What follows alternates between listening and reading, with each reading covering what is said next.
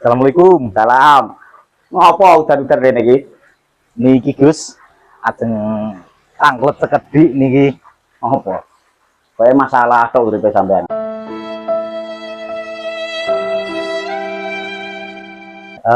Niki loh, sekarang itu banyak sekali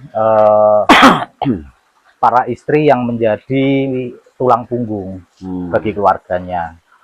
Gitu. Jadi kira-kira kalau di Islam sendiri itu menyikapinya seperti apa, Gus? Artinya di sini istri menjadi tulang punggung, suaminya masih bekerja ataukah pengangguran memang benar-benar?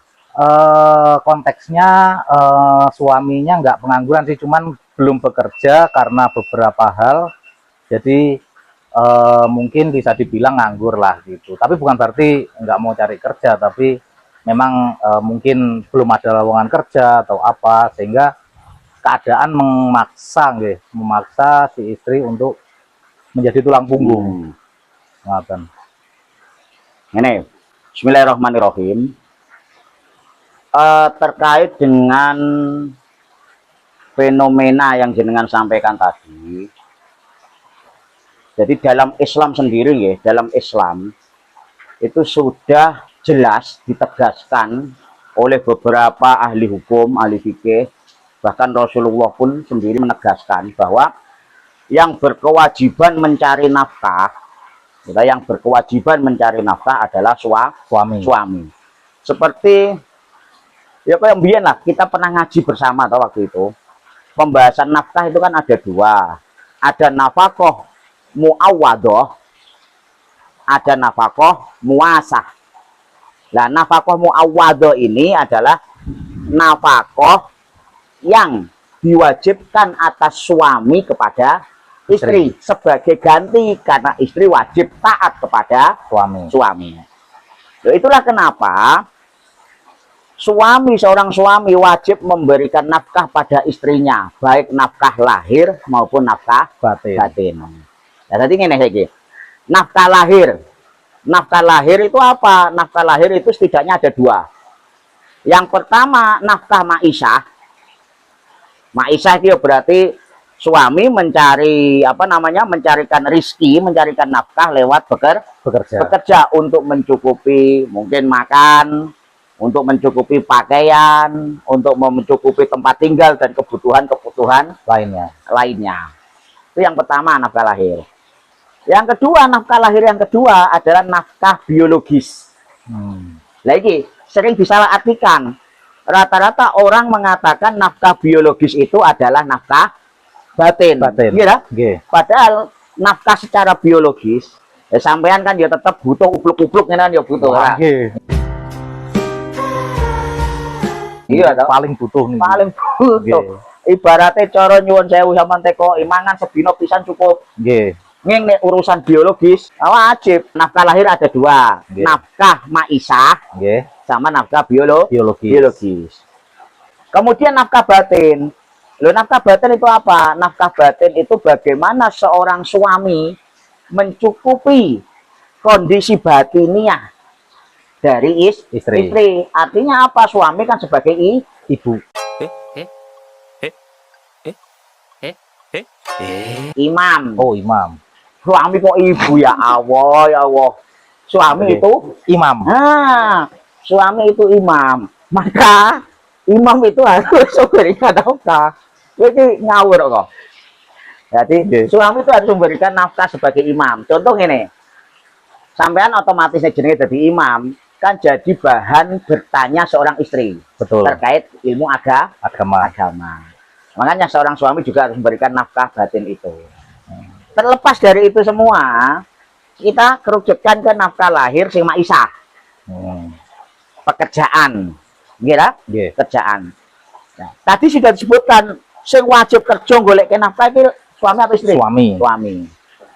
Makanya kemudian hal ini didasarkan oleh apa? Hadis Rasulullah, bahwa Rasul pernah bersabda, fattaqullaha fin nisa'i. Kita semua seorang laki-laki, seorang suami itu diingatkan oleh Rasulullah wajib bertakwa kepada Gusti Allah melalui apa? Fin nisa'i, melalui istri-istri kita. Loh, kenapa kita harus bertakwa kepada Allah melalui istri-istri kita? Fa innakum akhadtumuhunna bi amanatillah. Karena seorang wanita sebenarnya itu kan bebas, ya, merdeka. Tapi karena sudah menjadi istri kita, maka dia kan wajib taat kepada suaminya. Makanya ketika menjadi istri, berarti fa innakum akhadtumuhunna bi amanatillah. Kita sudah mengambil wanita itu menjadi istri kita. Maka wajib diamanatillah, tanggung jawab kepada Gusti Allah dengan cara menafkahinya. Nah, kemudian wastahlaltum furujahunna, kita sebagai suami itu juga sudah menghalalkan farji para istri, artinya halal untuk bersetubuh dengan istri di kalimatillah, dengan segot ijab kabul dalam pernikahan. Awalnya haram disetubui, kemudian menjadi halal setelah ijab kabul. Maka kewajiban kita kemudian walahunna alaikum rizquhunna wa kiswatuhunna bil ma'ruf. Kita wajib mencarikan nafkah dengan apa? Mencukupi rizki-rizki para istri dalam hal makanan, pakaian, tempat tinggal, dan kebutuhan-kebutuhan lainnya. Itu. Sehingga para suami tetap wajib untuk menafkahi istri. Ini sebelum ke pembahasan tadi. Ya. Apalagi hadis tersebut kemudian memunculkan sebuah hukum. Dalam Fathul Qorib disebutkan wa nafaqatu zaujati, ya, al mumkinati min nafsiha, itu wajibatun li zauj, memberikan nafkah kepada istri yang menjadi tanggungan kita itu hukumnya wajib bagi suami.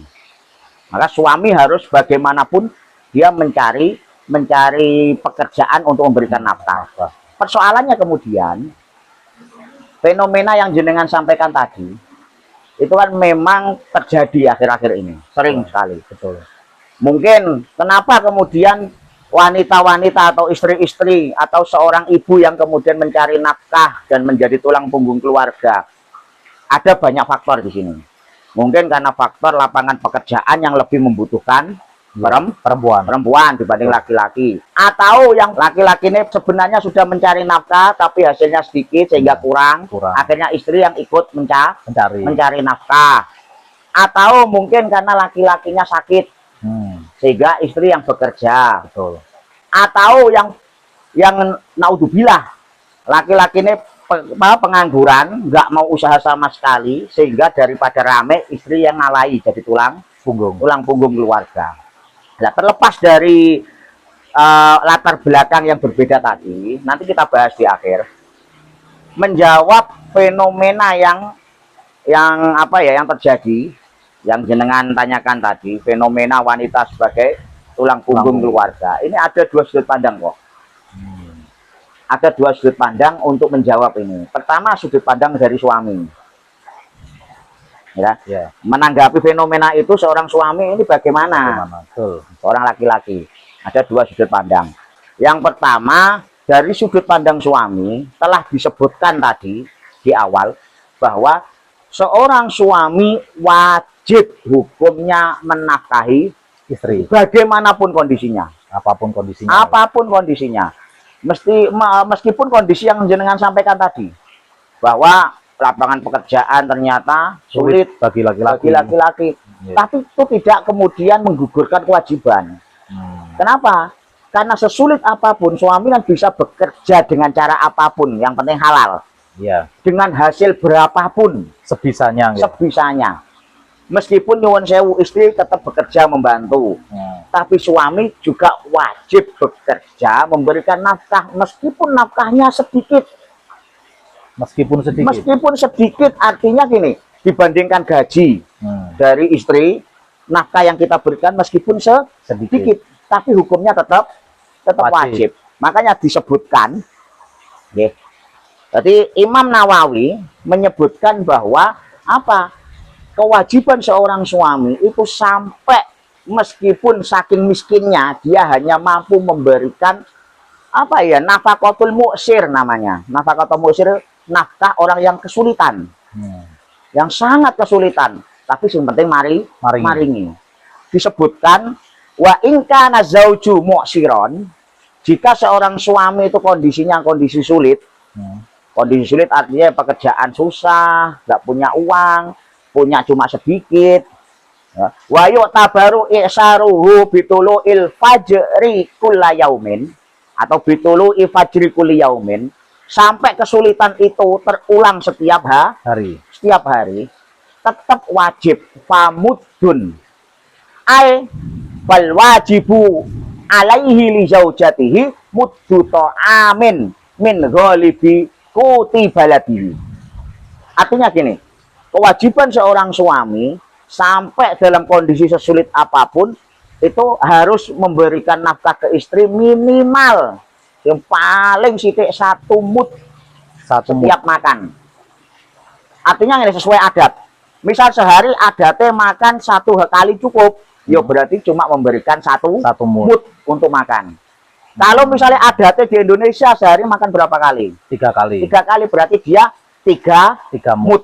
Loh, sak mud itu berapa? 1 mud itu takarannya nilai dari 0,7 on beras. Itu kewajiban memberikan nafkah minimal, paling minim. Anggap air regane beras saiki piro sekilo? 15.000. Anggap aja 15.000. 0,7 on berarti kan setengah kilo lebih. Ya. Nah, berarti 15.000, 15.000. Kewajiban paling minim berarti berapa? Separuhnya yang anggap mawon. Ya. Sekitar 8 ribuan, 0,7. Ya, betul. Nah, sesulit apapun kondisi kita, ngasih 8.000 untuk sekali makan, kalau 3 kali berarti 8.000 kali 3. itu wajib diusahakan oleh suami dari sudut pandang suami. Makanya di situ ada catatan dari Imam Nawawi. Catatannya, seorang suami boleh mengizinkan istri bekerja untuk membantu memberikan nafkah karena kondisi ekonomi yang sulit dan pekerjaan yang tidak memungkinkan. Hanya saja seorang suami tidak boleh kemudian menikmati penganggurannya. Artinya ngeten. Misal istri bekerja, gaji per bulan sesuai UMR. Ya. UMR Kabupaten Semarang berapa kira-kira? Sekarang 28 ya. 28 ya. Nah, 28. Kemudian suami nggak punya lapangan pekerjaan karena sudah mencari sana sini sulit. Ya. Tapi salahnya seorang suami ini kemudian menikmati penganggurannya, tidak mau berusaha semaksimal mungkin. Wes kadung berusaha ya wes lah. Padahal kan nyuwun sewu buruh tani kan bisa, misalnya. Iya. Tapi dia gengsi nggak mau. Akhirnya menikmati penganggurannya dan hanya mengandalkan hidup dari uang istrinya. Bahkan amit nyuwun sewu, terkadang ada yang memanfaatkan istrinya, suruh kredit motor yang menikmati suami dan lain sebagainya. Kalau kondisinya semacam itu bagaimana? Jelas haram. Haram menurut siapa? Menurut ulama ahli fikih. Menurut ulama ahli fikih, Imam Nawawi mengatakan haram karena tidak ada usaha yang maksimal. Itu dari sudut pandang suami terlebih dahulu. Makanya kemudian ditegaskan oleh Rasulullah, faqad qala Rasulullah sallallahu alaihi wasallam, wa kafa bil mar'i isman ayyudayya man yakutu. Ketika seorang suami yang mempunyai tanggungan istri, tanggungan nafkah istri, dia kok yudayyi ngerupeke, apa ya bahasanya, menyempitkan. Dia menikmati dan membebankan nafkah pada istrinya, dia menikmati penganggurannya. Maka wakafa bil mar'i isman, cukup bagi Allah memberikan laknat dosa pada laki-laki tersebut. Kenapa? Karena laki-laki ini tidak mau berusaha secara maksimal. Itu yang pertama. Kemudian dari sudut pandang istri sekarang. Nah, dari sudut pandang istri bagaimana menyikapi fenomena yang seperti itu? Kenapa harus istri yang bekerja? Kenapa harus istri yang jadi tulang punggung keluarga? Karena bagi istri dia harus sabar. Yang pertama, sabar. Sabar artinya apa? sabar bahwa dia menjadi tulang punggung keluarga. Kalau dia sudah bisa sabar, ya, dia juga harus berusaha. Berusaha untuk apa? Misal bekerja tadi, izin pada suami untuk bekerja. Atau kalau tidak, berarti dia harus menafkahi keluarganya dengan uang dari pribadi seorang istri tadi. Mungkin istri-istri kita punya simpanan uang dari hasil warisan, warisan keluarganya. Atau mungkin dia punya penghasilan sendiri. Itu bagi istri yang dilakukan harus seperti itu. Tapi perlu diingat, apa yang dilakukan istri tadi, dari mungkin membiayai keluarga dengan uang pribadinya, atau membiayai keluarga dari hasil hutang, atau dari hasil warisannya istri, seorang suami wajib menganggap itu sebagai hutang. Loh iya, soalnya yang awal mau kewajibannya untuk suami. Ya. Maka ketika istri yang melakukan atau yang mencari nafkah, yang menjadi tulang punggung, suami dibebani hutang. Sehingga ketika kelak suami kok sukses, wajib nyaur mengembalikan kepada istrinya. Itu yang pertama. Kemudian yang kedua, kalau kondisinya semacam itu, artinya suami memang nggak mau kerja, akhirnya istri yang kerja. Kalau kondisi suami nggak mau kerja ini memang gak gelem kerja babar blas, artinya menikmati penganggurannya tadi, nggak ada usaha. Seorang istri boleh dan tidak berdosa. Boleh apa? Menggugat cerai. Menggugat cerai. Dan pengadilan harus mengabulkan. Kenapa? Karena tidak bertanggung jawab. Kalau memang seperti itu. Makanya disebutkan bahwa apa? Idza asyara zauju binafaqatil mu'sir falaha antaf sahon nikah. Jika seorang istri ya, seorang suami yang kondisinya sulit itu nggak mau usaha babar belas untuk menafkahi istrinya, maka seorang istri ya, boleh di sini tidak wajib ya, tapi boleh falah, dia punya hak untuk menggugat cerai suaminya. Tapi berbeda jika suaminya ini sudah mau bekerja, hanya saja mungkin pendapatannya kurang sedikit, maka istri haram menuntut atau menggugat cerai. Lalu terus apa yang harus dilakukan istri? Yang harus dilakukan istri terus apa?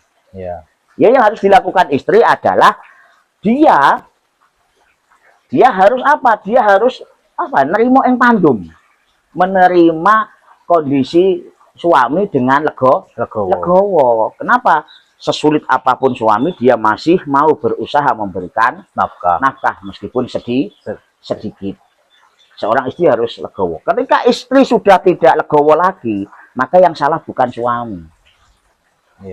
Ya, istri harus legowo. Makanya suami terus harus tetap membantu semaksimal mungkin. Itu yang kedua. Tapi kalau suami sudah nggak mau bekerja sama sekali, ya baru ada hak untuk menggugat cerai suami. Kemudian hal ini ya sebagaimana disebutkan oleh Imam Nawawi. Jadi Imam Nawawi menyebutkan bahwa fa innahu idza kana zauju musiron fasara mu'siron. Jika seorang suami awalnya itu dia mampu menafkahi, tapi kemudian dia kondisinya kesulitan, kondisinya agak sulit, maka fa innahu yunfiqu ala zaujatihi nafaqatal mu'sir. Dia wajib menafkahi istrinya dengan nafkah mu'sir, nafkah yang paling sedikit tadi. Satu kali makan berapa? Satu mud. Ya, batas minimalnya. Boleh menafkahi itu, yang penting dia berusaha semaksimal mungkin. Wala yasbutulaha apa? Al-khiyaru fi tausikhin nikah. Tidak boleh bagi istri menggugat cerai karena li'anna badanaha, karena tubuh atau kehidupan istri ini tadi yakumu binafaqatil mu'sir, meskipun hanya sedikit, tapi nafkah mu'sir tadi sudah masuk ke tubuh Istri. sehingga kehidupannya juga ada sumbangsih dari nafkah suami. Nah, itu beberapa jawaban dari para ulama. Maka menurut hemat saya, ada sebuah saran untuk pasangan suami istri ini dari beberapa penjelasan yang panjang tadi. Apa yang pertama? Jaga komunikasi. Komunikasi suami istri. Suami istri harus sering-sering berkomunikasi. Komunikasi seperti apa? Artinya gini, misal memang kondisi pekerjaan sulit, lapangan pekerjaan sulit untuk laki-laki. Itu kan apa ya? Ya, keadaan ya, nggak bisa dibuat-buat. Ya, betul. Komunikasikan dengan istri. Baiknya bagaimana? Yang pasti tetap suami wajib bekerja, meskipun hasilnya sedikit, wajib memberikan nafkah ke istri. Dan istri harus diridhoi oleh suami untuk membantu mencari nafkah. Kemudian ketika sudah saling meridhoi seperti itu, harus ada kesepakatan di awal bahwa apa? Hasil kerjanya istri itu bisa dinikmati bersama tanpa hutang.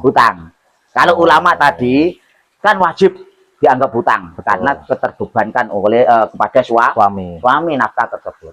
Tapi ketika sudah ada kesepakatan di awal dan istri ridho, legowo, dia mencari nafkah, tapi tetap dibantu suami semaksimal mungkin.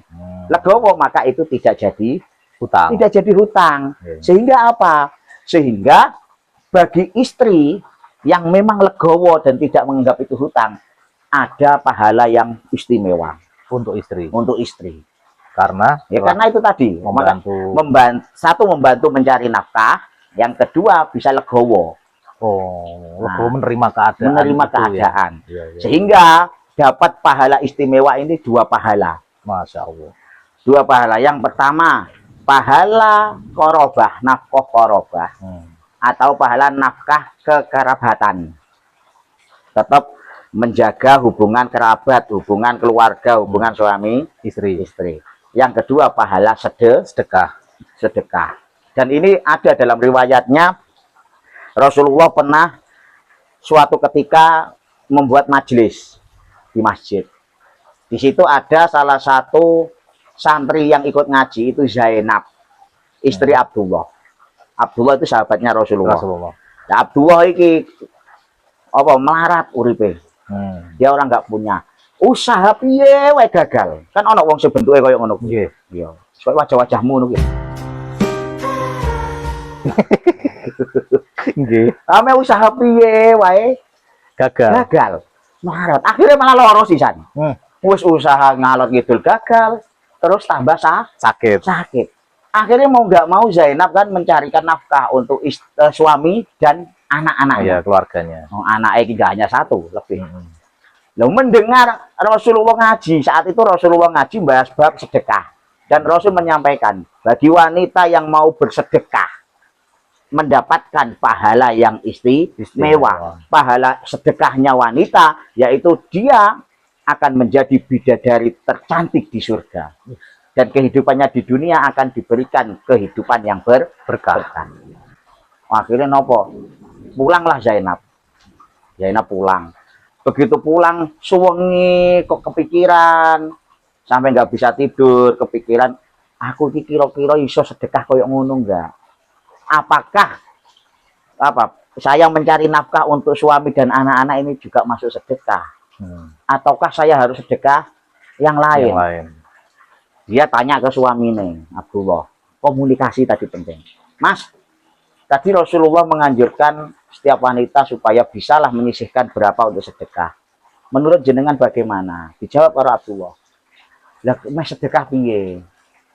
Jenengan jenengan saja sudah cari pekerjaan, cari maisha untuk menafkahi kita. Itu pun pas-pasan. Saya juga nggak bisa bantu kondisi sakit.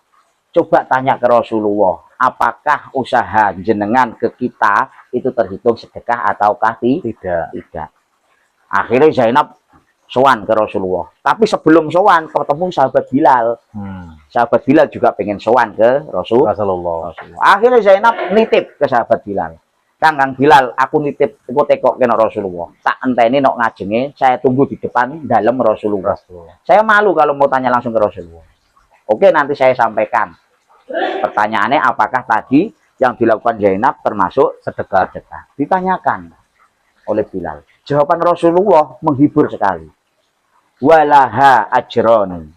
Dia mempunyai 2 pahala istimewa. Yang pertama, pahala kekerabatan, menjaga keutuhan keluarga, menjaga keharmonisan rumah tangga, karena dia legowo nerima. Dan yang kedua adalah apa? Pahala sedekah, sehingga dia bisa menjadi bidadari terindah di surga dan kehidupannya insya Allah diberikan kehidupan yang berkah. Makanya saran saya dari beberapa jawaban tadi, komunikasi penting untuk dijaga. Dan yang kedua, kalau memang terpaksa istri harus menjadi tulang punggung keluarga, yo sing legowo, tapi suami pun tetap wajib bekerja dan memberikan nafkah semampunya. Bahkan nafaqatul muksir, yang sehari hanya memberikan 1 mud untuk makan sesuai dengan adat kebiasaan masyarakat setempat. Ngono kok. Nggih, Gus. Bisa dipahami ya? Nggih, matur suwun Gus.